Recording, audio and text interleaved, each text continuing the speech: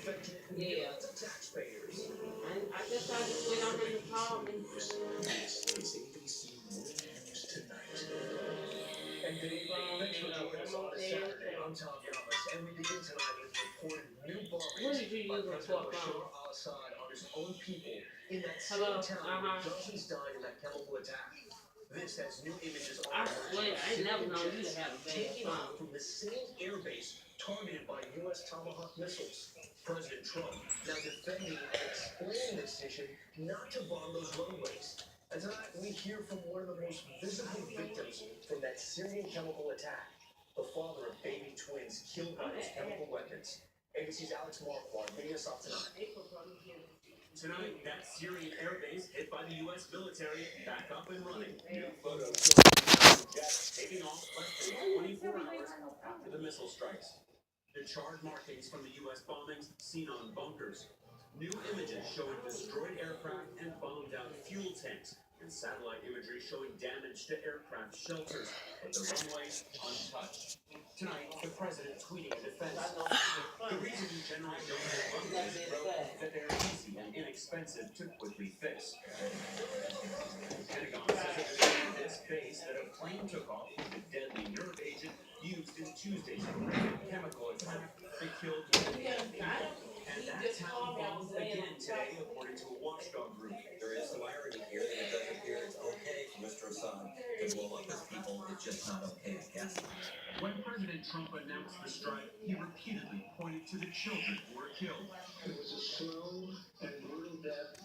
I told him that. And she said, Even beautiful. he thought, It is very Perhaps no image more gut-wrenching than this one of Abdul Hamid Yusuf hugging his two lifeless 9-month-old twins. Today, an emotional Yusuf told ABC News he went house to house trying to rescue neighbors and family, many foaming at the mouth. He lost 25 relatives in the attack, during which they fainted. When I came to, I asked for them, he said. I told them, hello, darlings, I took too long. I rescued everyone else, but I couldn't rescue you. Describing the moment the photo was taken, Yusuf said, I wasn't aware of anything. I thought they were alive.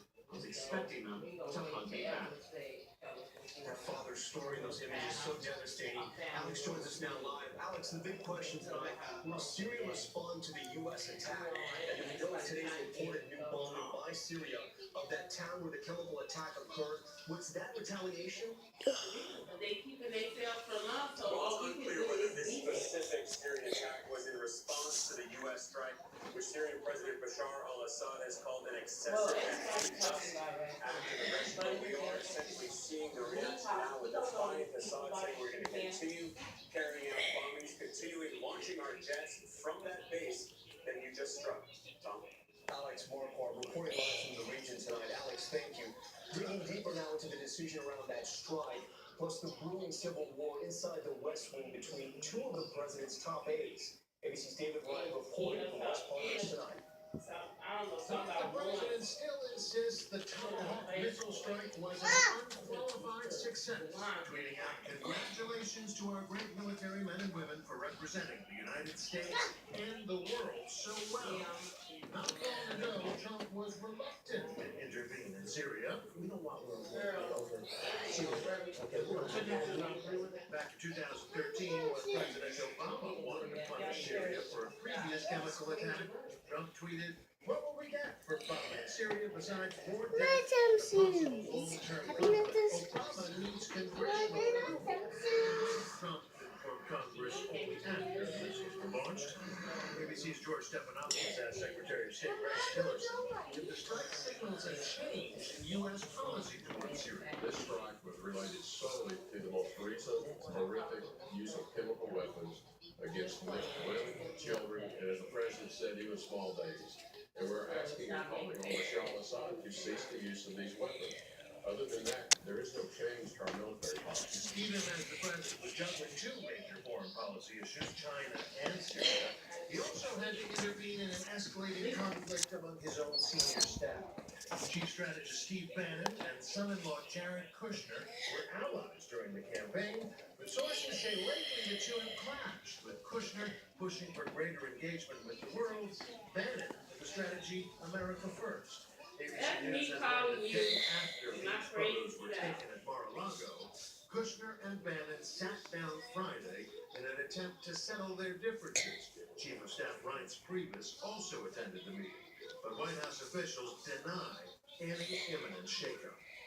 And David Wright joins us live now. David, the president is dealing with Syria, a new Supreme Court justice, and now this very public feud between aides. It's the last thing he needs. That's right. This is a big moment for the president. You've got a China summit that came off without a hitch, missiles that hit their targets in Syria, and a new Supreme Court pick about to be sworn in on Monday. The last thing the White House wants is David Wright from West Palm Beach tonight. David, thanks so much. And of course, there will be much more of George's first one-on-one interview with Secretary of State Rex Tillerson tomorrow on This Week. Turning now to Sweden, the country still in shock over a deadly truck attack, mowing down pedestrians in Plaza Capital. A 39-year-old suspect who's seen is now under arrest in this case. And investigators now examining a device they say was found inside his truck. The country's prime minister paying his respects at a makeshift memorial. ABC's chief foreign correspondent Terry Moran with the latest. It was Sweden's moment of terror. Suddenly transformed into a massive weapon Barreling down a crowded shopping street. Bodies on the ground everywhere, and the sense of panic. And today we know the man authorities say was behind the wheel. Seen here in grainy security camera images released while he was all around after the attack. He's 39 years old, originally from Uzbekistan in Central Asia. Known to security services here as a possible Islamic extremist based on his social media posts, but he wasn't being monitored. And this today may have hit a bomb in that truck. Found something in the truck, the driver's seat, technical devices should not be there. Overnight, a raid in a Stockholm suburb. Several people detained for questioning. The suspect, who authorities haven't named, isn't talking, and the investigation continues. We do not know whether there are further persons involved in this act. Four people were killed in the attack. 10 remain hospitalized, including a child. The attack shut down central Stockholm for hours, and it shocked the people of this normally placid country to the core. Today they're erecting this all too familiar makeshift memorial, which was seen in city after city across Europe.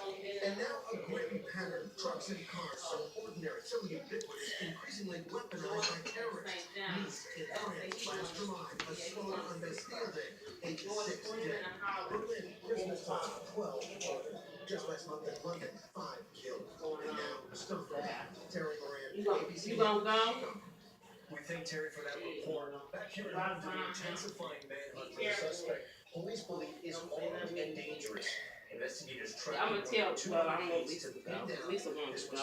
Wants to see if I want to go. I told her no.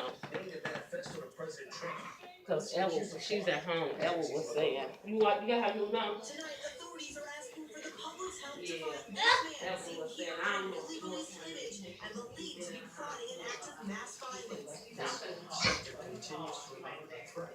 They need to be very vigilant for their personal safety. This Yes, is I Jack know. Kavowski seen Tuesday in Wisconsin at a gas station. All right.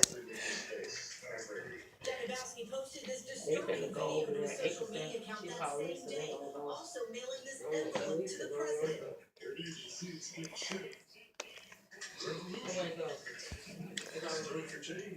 Inside, investigators say plans of a brutal attack and disparaging comments about the president, all in a 161-page anti-government manifesto. Y'all, navigate, yeah, she got the black car. Police say you can see Jakubowski I don't in know this what game surveillance it photo stealing 16 firearms from a Wisconsin gun shop before setting his car on fire and disappearing. Authorities are calling him armed and dangerous. Investigators using dogs, planes, and more than 150 officers to search. Tonight is war on edge. What'd it say? Who said something? I want to feel safe in my home again. Yeah, said her son in the hospital can get some family support. Okay, well, I'm gonna tell you tonight. Who said that? And his motives That's are not Emily. clear, right? But thanks so much. There's that breaking news we mentioned earlier. At least 5 5 children raced to the hospital in South Carolina. The 2 bounce houses they were Mama, in look, somebody, look. What happened? Bounce house disaster. Oh. Oh, heck you know.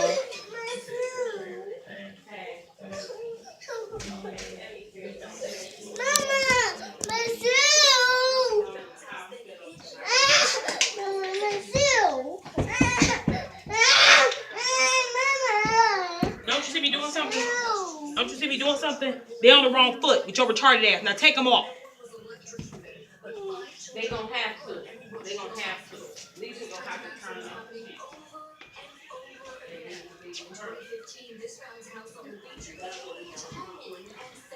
I'm gonna call. Yeah, that's what I told Ella. Like, Ella said, I'm gonna tell you. Okay, listen, you can call her back. Tell her how to behave. Don't tell her that, 'cause I was picked up in there. I was just throwing I can't be acting up. Listen, Tonight we're told those children's injuries in South Carolina are not life-threatening. Tom? That video is so frightening because children are inside those bounce houses. All right, Marcy, thank you. Next to the travel headaches that won't quit for tens of thousands of Delta Airline passengers. I just had a heart attack, and I don't know how my heart gonna react to this. Okay, she said her son is in the hospital because she gets some family support. Wild weather and now spring break, creating a disastrous domino impacting Delta. I was issued 2 more tickets that day and boarded 3 separate aircraft, all of which either were ground stopped or never left the gate. Severe storms Wednesday struck the airline's hub in Atlanta, canceling 3,500 Delta flights. At least 275 today alone. Delta delaying flights every 30 minutes until they finally cancel them. I have opted to rent a car. Mallory Ferguson was rescheduled on different flights for 5 days straight. I've been driving for about 2 hours, and GPS says I have a little less than 7 hours to go. But If moving you faster need a than Delta. hug, they Mallory will and so many others stuck because of the surge of spring break travelers, with storms forcing planes and crews out of position. Reality TV's Todd Chrisley tweeting, I used to be proud to say I only fly Delta. The fact I now have to say this is sad. Delta released a statement. While we can't control the weather, we understand the resulting recovery has not been ideal, and we apologize for that. A travel waiver has been extended through the weekend for passengers whose travel plans are flexible. Tom? Adrian, thank you. More now into my wild weather Adrian mentioned and the damaging winds out west. Wego, Oregon, laying down trees, and those fierce winds slaying Portland as well. All part of the system now moving east. The planes now in the crosshairs from Oklahoma to Minnesota. Let's get right to your meteorologist, Rob. because like they need to come together and Strong and still a mess out there. We got windstorm warning down for California, Wyoming, and wind intensities as well. That energy injection that the planes now, we've got a severe weather threat in Iowa down through Oklahoma City. There's a chance we don't break what we call a capital. Oh, crap. so I'm gonna lay back and let the girls go. And I already told them how to act. Gets into the northeast on Monday into the 70s and even warmer. On Tuesday, it's going to feel like June. All right, we'll keep tracking. He in ICU. Uncle Elvis said Joy seemed a little off today. He don't want to go. A massive explosion and fire flattened the home. It's unknown where this happened and what investigators are now saying. Plus, was a accident. I mean, she had.